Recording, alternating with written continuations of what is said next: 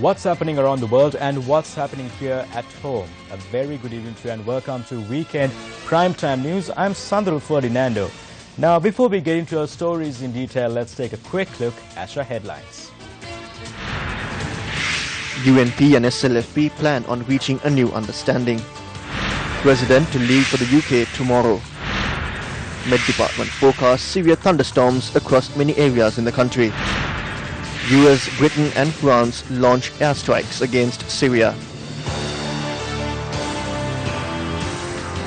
The Sinhala and Tamil New Year dawned at 8:13 a.m. today.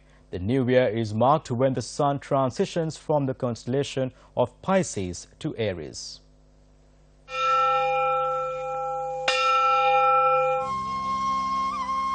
Newsfirst cameras captured devotees making their way to temples and giving priority to religious activities during the Punya Kalaya, which was from 1:49 a.m. to 2:37 p.m. today.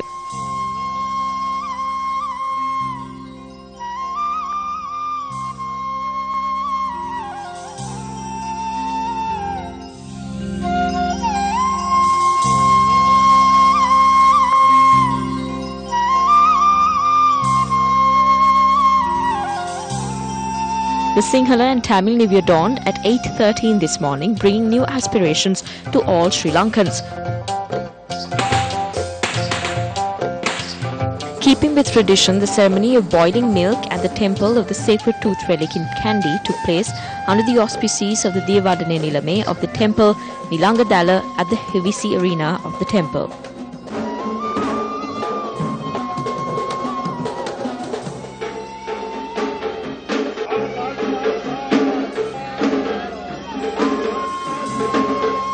Sri Lankans were seen keeping to tradition at the auspicious time of 10:40 this morning to prepare the first meal of jaggery mixed milk rice facing north while attired in blue.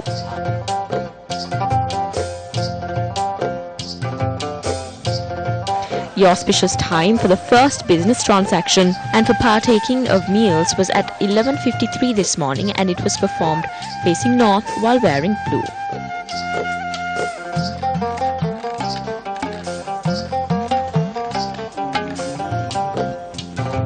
The tradition of oil anointing falls on the 16th of April at 10:16 a.m. Astrologists believe it is more wise to bathe facing north while wearing a white attire. The auspicious time to head to work falls on the 19th of April at 6:03 a.m. Hindu devotees too visited the koils across the island this morning to obtain blessings for the new year.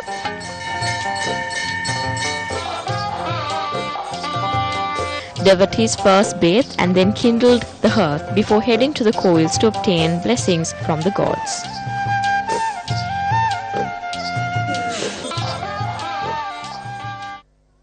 President Maithripala Sirisena in a New Year's message says the Sinhala and Tamil New Year showcases the traditional riches of the Eastern people.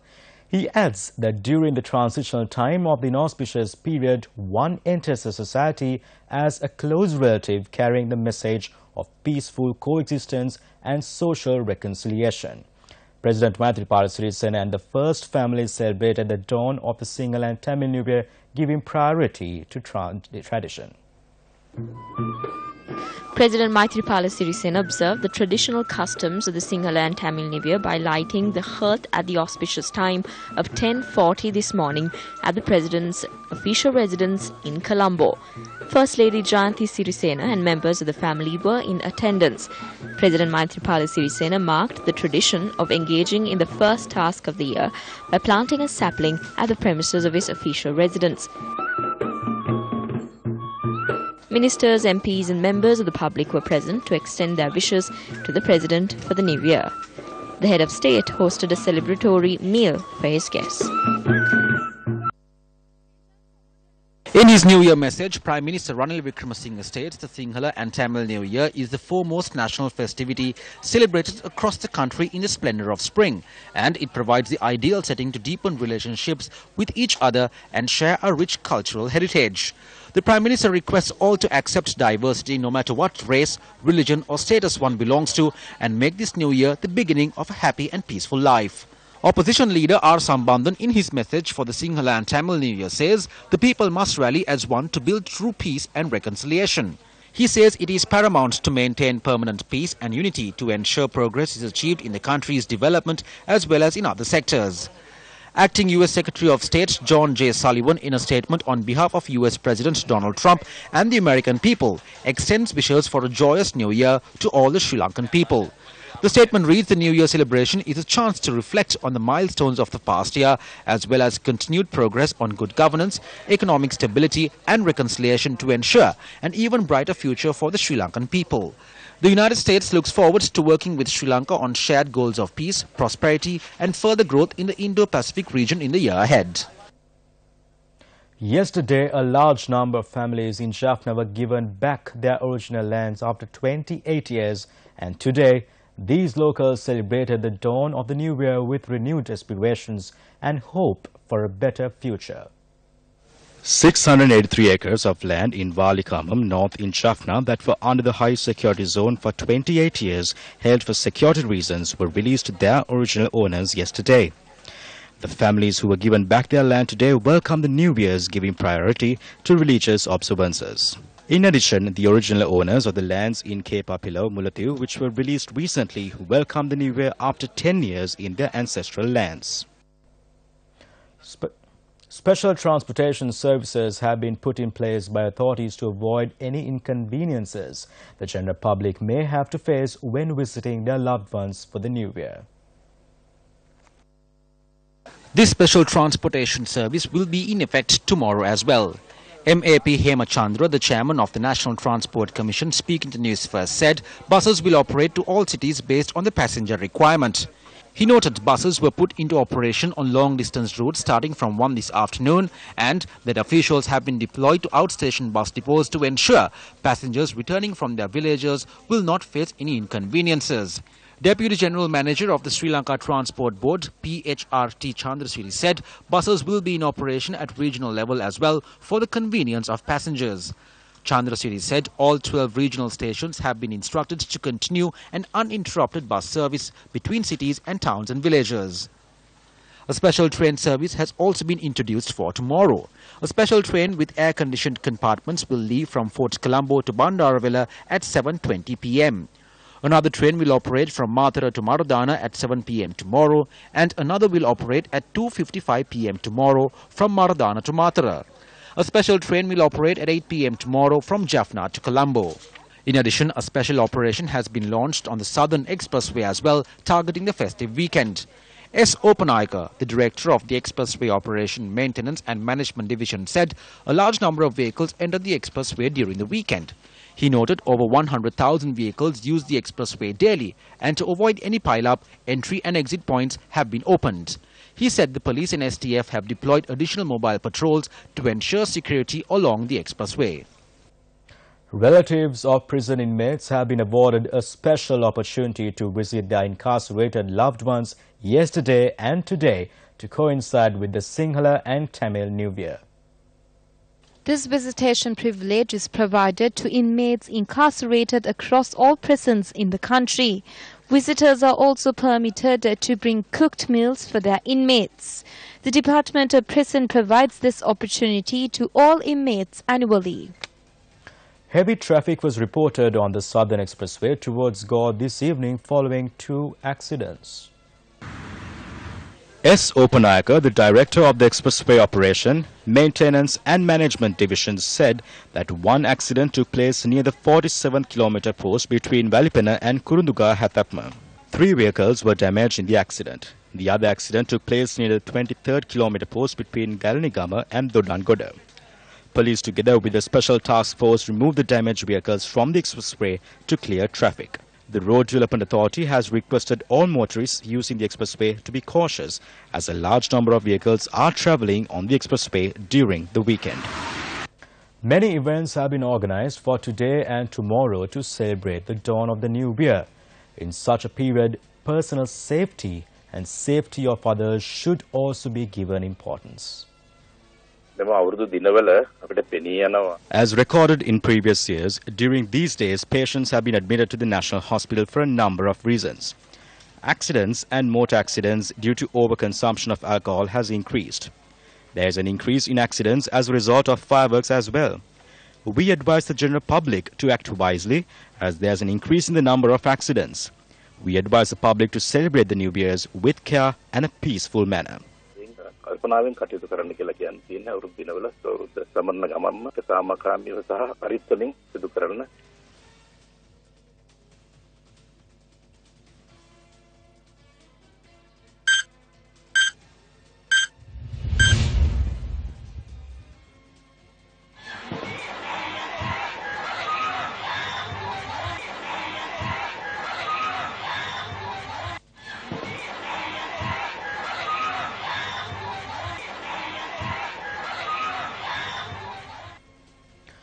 It's been exactly a year since the Mitotumula garbage dump claimed the lives of 32 people. Even a year after the disaster, there are questions that remain unanswered. 2 years ago, the people affected by the Mitotumula garbage dump took to the streets demanding a solution to the issue. Social activists including Kirti Ratna Pereira took the leadership on this matter. Over 14.5 acres of the garbage dump has been filled. If the dumping continues, we will have to pay the price for this with our lives. Exactly a year ago, the Mitotumula garbage dump collapsed, claiming 32 lives. Kirti Ratna and one of his grandchildren survived this tragedy. However, his wife, children and other grandchildren were not so fortunate. At a time when the entire country is celebrating the dawn of the new year, Kirti Ratna and his only surviving grandson mark this day, remembering their lost loved ones. For over a period of time, we've been telling the authorities a disaster is about to happen. However, those pleas only fell on deaf ears. Take a look at how things like this are managed overseas. Garbage is a resource. We urge authorities to use the resource in a manner that would benefit the country. However, they use this situation to line up the pockets of a few. That is why our lives were struck with tragedy. The garbage dump remains, and if the gas inside is activated again, and if another collapse takes place, it would claim more lives. If this happens when school children are travelling on the Avisavela road, how many would pay the price with their lives? Authorities must act on this immediately. The country has come to a level where one is only focused on solving one's issues, especially the issues of the leaders. It's been a year since this tragedy took place. If authorities are acting in a manner where lives should be lost under such tragic circumstances, it is a very disgusting act. During this period, many promises were made. They promised to take away this dump. None of those promises were kept. Will it be the same in the future? I'll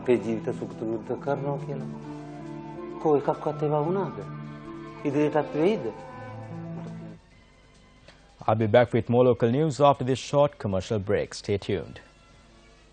Welcome back to the news. Last night, President Maithripala Sirisena appointed Minister Dr. Sarath Amunugama to inquire into the future functions of the national government.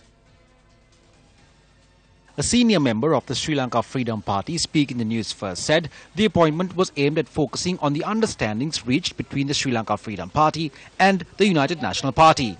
The United National Party's Malik Samaravikrama speaking in the Newsfirst said the UNP is to submit its proposals on this matter. Malik Samaravikrama said the understandings will be signed following the return of the President, who will undertake a visit to the UK tomorrow. However, these agreements are to be inked at a time when a proposal has been made to the Central Committee of the Sri Lanka Freedom Party for it to withdraw from the national government.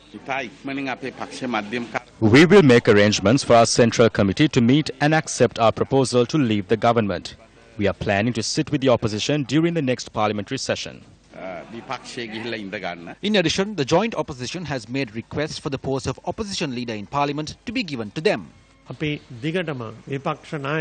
will continue our protest to remove the opposition leader and hand over that post to the joint opposition. We will raise this matter in and out of parliament and will take this matter to the international stage. At the same time, backbench parliamentarians of the United National Party have made open calls for restructuring the party, including the post of party leader. Issuing an extraordinary gazette on Thursday night, President Maithripala Sirisena prorogued Parliament and the next parliamentary session will be held on the 8th of May. This government was elected to bring an understanding on solving the national level issues. Before long, the faith the people had on the government faded away as allegations were raised on people in government who were connected to fraud and corruption. The result was the motion of no confidence being put forward against the Prime Minister. The SLFP MPs who voted in favour of the motion have resigned. They have let go of their positions and taken a seat in the opposition. The consensus in the alliance had not completely collapsed. This is a distortion of politics. If they are to enforce certain articles in the Judicature Amendment Bill, they would require a two-third majority. However, the government does not have the majority anymore. The President, through issuing a prorogue on Parliament, has taken away the opportunity to appoint a new cabinet of ministers to continue with governance. At the same time, there is talk of restructuring the UNP. It is a question to ask whether these issues will be solved when restructuring of the UNP is done. The issue has not been solved completely. Every political party is currently in turmoil. This is an obstacle towards sustainability and a challenge to democracy.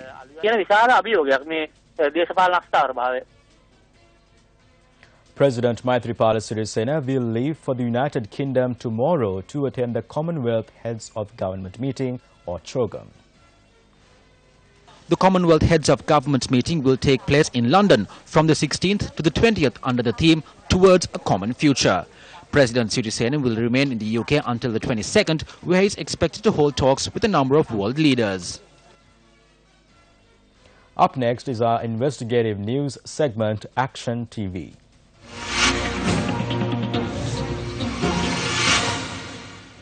Following independence, many agrarian settlements centering the Gal Oya were established to build an agriculture-based economy in the eastern province. At a time when the objectives of achieving further development in this sector has failed, the women from the agrarian families are also losing out on many opportunities. A considerable number of women from the eastern province have turned into migrant workers who are key contributors to the country's foreign exchange, while serving as domestic aides in the Middle East. The Sri Lanka Bureau of Foreign Employment is maintained from the large amounts of money generated by the migrant workers. However, one cannot be satisfied with the level of service provided by the Bureau towards the welfare of the migrant workers.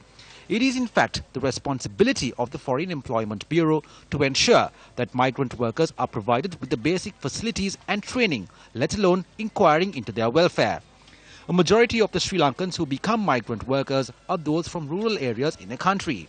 If such people are to obtain training before becoming migrant workers, they are expected to report to the training centres located in Colombo or the suburbs. On the 19th of January last year, the foundation was placed to construct a training centre for migrant workers in the Ampara district. The land selected for the construction of this training centre is incidentally the very land selected in 1975 for the construction of the state-of-the-art theatre for the Ampara district. The remnants of the foundations constructed for the theatre are still visible today. Following the change in government in 1977, the theatre project disappeared completely.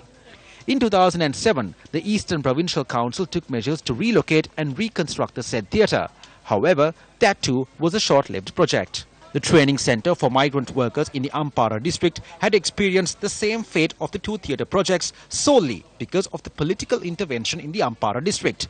Once, Minister Daya Gamage proposed for the Ampara Court complex be constructed on the land selected for the construction of the Migration Training Centre. When the then Justice Minister visited Ampara, the attorneys in the district raised their objections towards that proposal.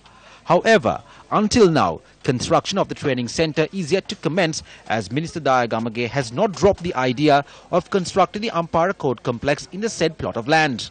At present, the Sri Lanka Bureau of Foreign Employment maintains an office in the Ampara district in a building obtained on rent.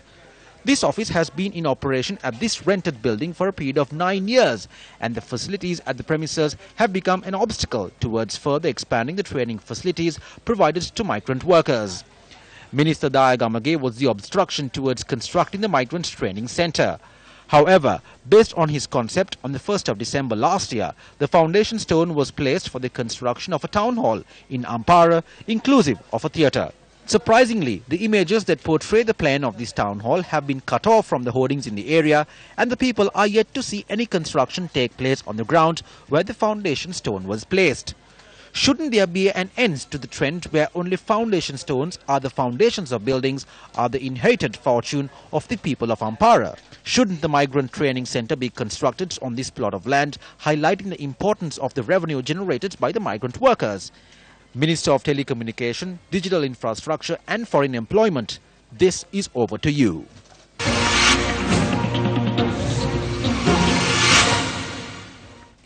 The Department of Meteorology has forecasted thunderstorms accompanied by severe lightning across several areas in the country.